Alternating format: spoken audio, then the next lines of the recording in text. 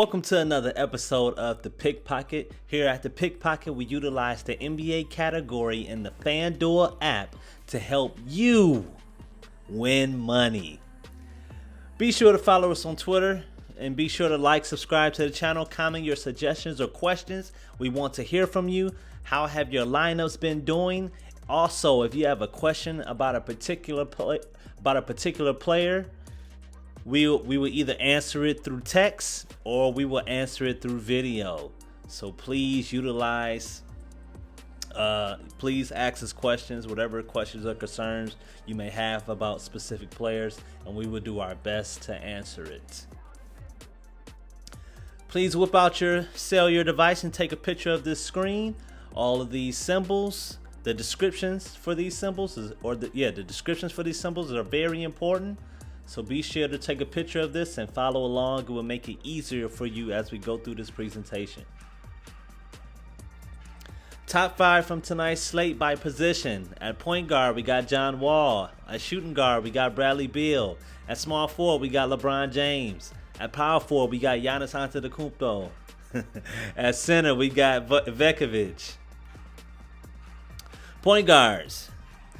Now, you see all of the game time decisions by these players. Don't worry, we are fully aware. We just want to make sure if they do become available, you know who the hitters are for that evening. As for the non-hurt players, Kyle Lowry and John Wall should both maintain their averages. Orlando will be without Fultz, and Sacramento will probably be without Fox, leaving backups to guard them. Yikes. Shooting guards. Now, Bradley Beal, as you can see, he costs $10,000 now. You know, Bradley Beal dropped 60 the other night, so now he costs $10,000. Now, Westbrook, and if we go back, Westbrook is a game time decision. Now, I know what you're thinking. I know you're thinking, okay, Westbrook is a game time decision. Okay, Bradley Beal may go nuts. Yes and no. He's going against Boston, as you can see. Boston, if Westbrook doesn't play, Boston may double team Bradley Beal all night. Now, you have to make the decision whether you think Bradley Beal is going to give you solid FPPG, costing $10,000, going against a tough Boston team, a tough defensive Boston team that's probably going to double team him all night. Bradley Beal still may get his stats. You know, Bradley Beal, you know, he's a solid player. Me personally, I don't think he's worth $10,000. Me personally, if I had to guess, I would assume that he'll be going down in salary very soon. But he did explode last night. You can pick him, but just know it's a huge gamble. You know, I doubt he scores that crazy against Boston. I expect Boston to they're going to try to force somebody else to score besides Bradley Beal. So I expect Bradley Beal to see a lot of double teams, honestly. So keep that in mind when picking Bradley Beal. I doubt he explodes versus Boston, but hey, we'll see. This is basketball. This is the NBA. But Bradley Beal is going to have a tough defensive night. If he can score over those long, lengthy players like Jaylen Brown and Jason Tatum, hey, that's a great night. But it's a huge risk. Also, look down at Devin Booker. Devin Booker costs $7,600 in salary. He's going against the Detroit Pistons. We always preach that guards do well against the Pistons. Bradley Beal will be a solid pickup for only $7,600 in salary. And he's going against a Detroit Piston teams who can't stop a guard to save their life. So he would definitely be a great pickup. And due to the fact that Devin Booker, is only $7,600 in salary, that also allows you to get a really good, another good decent player if you want to grab somebody like Jaylen Brown or Donovan Mitchell or Zach LaVine. Like, that opens up a lot of leeway for you to get another decent player. Small forwards, hitters. LeBron still hasn't missed a game. Kawhi will suit up and be his usual self. Jason Tatum will have a field day against Washington's awful defense. Brandon Ingram and Gordon Hayward both played well last game. We like Ingram against Charlotte because Charlotte is second to last in defense versus small forwards. Jeremy Grant, by force, must maintain that average because the Pistons depend on it. Phoenix is second versus small forwards in fantasy points. Moving on. Power forwards. Giannis and Randle are as hot as can be right now. Honestly, Giannis is a good option typically, but as his price, you have good options to produce good numbers.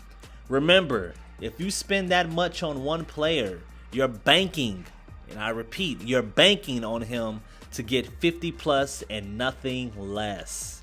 Very important there. Siakam is back to balling. I criticized Siakam in the last video. Hey, he's back to balling now. So he had back-to-back games scoring above his average. He's a great late option for a hitter. Zion is beginning to be underpriced though. His lowest output so far against East teams is 30 FDP. Charlotte is also second in fantasy points allowed to power forwards. Good to hear for the Pelicans 1A, 1B option. Centers, hitters. You know why we are huge Vekovic fans here. We recommend him almost every night if he's available. Let's discuss why.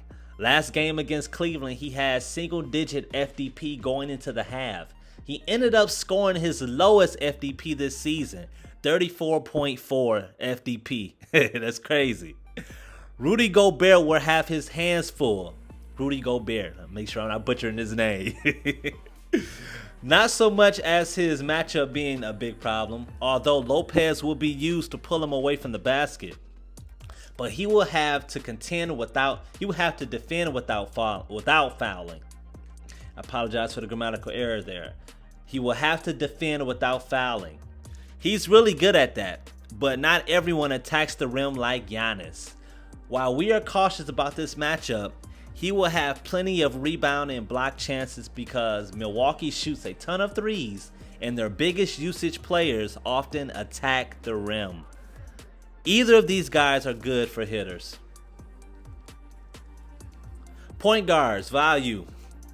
3 matchups to highlight. CP3, Chris Paul versus the Pistons, poor guard defense. He'll have an all-around game. He would definitely give you solid FDP. Expect around 30 to 40 FPPG. That's what we're expecting. Ball versus Ball. You got Lonzo versus LaMelo Ball. LaMelo has had better games than Lonzo in the last 5. That's ludicrous. Step your game up, Lonzo. LaMelo won't be this cheap for long. And let's also look at Holiday versus Conley. Great two-way guards. We advise if you pick one, possibly pick the other. Point guards. More point guards value. Marcus Smart sneaks around that 30 FDP in every game. If you aren't trying to spend high with Brown and Tatum, this is your best option, especially against Washington. Didn't mention this in the last slide. Kobe White is playing crazy right now. They are playing the Lakers, but we suggest him if you are looking for solid value at the point guard position. He's the second option behind Zach LaVine. Value shooting guards. Never can go wrong with Terrence Ross. Karis LeVert. Karis LeVert still has no Durant, so Karis LeVert will be a great option. He's going to get a lot of touches. Andrew Wiggins is too score dependent. If he's not scoring field goals, his FPPG takes a hit. He's not really the best rebounder. He's not the best defender. He doesn't really get assists like that. So you're dependent on Wiggins to have a big scoring night as far as scoring field goals. Also, Tyrese Halliburton, hopefully I'm not butchering that name, is great if Fox is out. We don't know if Fox is playing or if he's not. But if Fox is out, Tyrese would definitely be a good option to give you value, to give you decent points for only costing $5,400 in salary. Small forwards. We left Eric Gordon off this list. because of the value players. Eric Gordon is the one guy that's very dependent on whether he scores 20 or more in field goals. And I apologize for the grammatical error there. So basically what we're trying to say is Eric Gordon, the way he racks up high FPPG, he usually has to score a lot of field goals. He usually has to hit a lot of threes. Eric Gordon really doesn't really do anything else well. I mean, you know, he doesn't really assist the ball well. He doesn't rebound the ball well. He doesn't defend the ball well. So with Eric Gordon, you're dependent on a high shooting night. Chris Middleton is always a great pick. He's still, in my opinion, he's still underpriced. I would take advantage of that. He is going against Utah. They're a decent defensive team, but Chris Middleton is the second option. He's the second option behind Giannis Antetokounmpo. So Chris Middleton's been playing really well lately. If you can afford Chris Middleton, I would suggest getting Chris Middleton. And of course, all these other guys are great picks if you cannot afford Chris Middleton. Power forwards. These are some real great power forwards for you. If you're looking for power forwards that cost very cheap or that costs less, or power forwards you can afford to get, these power forwards will definitely help you out for a low salary and still give you solid FPPG. Value centers. Now, this is important. DeMarcus Cousins is currently underpriced. Best value option for the night. We also like Steven Adams for the night. Mitchell Robinson has slid under our radar for some time now. Great value. If you don't know what Mitchell Robinson does, he's a great defender. He's a good shot blocker. He's going to get rebounds and he's going to score your points around the basket.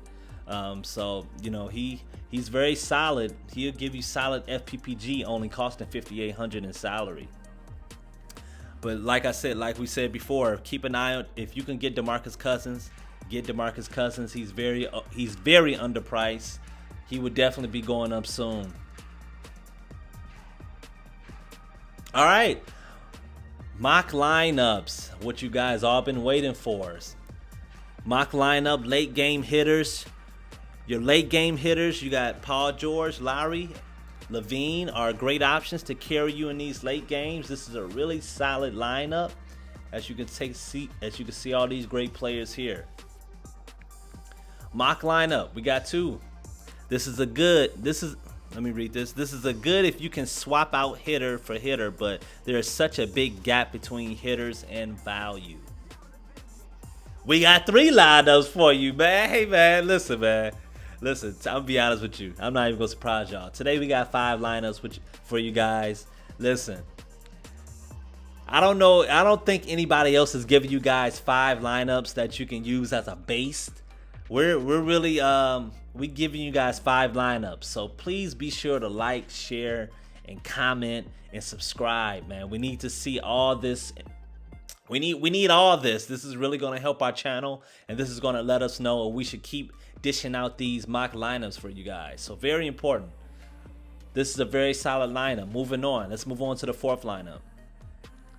All right, this is a really, really great lineup. Marcus Smart, you got James Harden, Harrison Barnes, Joe Harris, who just had a really good game, Giannis, Serge, and Wendell Carter, who's a starting center for Chicago. This is a really, really good lineup. 5th lineup, mock lineup balance. You got Chris Paul, LaMelo Ball. You got Shea, Paul George, Jason Tatum, Marvin Bagley. You got DeMarcus Cousins. This is one of my favorite lineups. I may even use this lineup as a base, honestly. So make sure, like, we giving you guys 5 lineups, man. That's the wrap for this video. Be sure to like, comment, share, subscribe. Remember, only use these lineups as a base for your roster. Substitute one or two guys to put your own flavor to it. Thank you for watching another episode of the Pickpocket DFS. We will see you guys on our next video.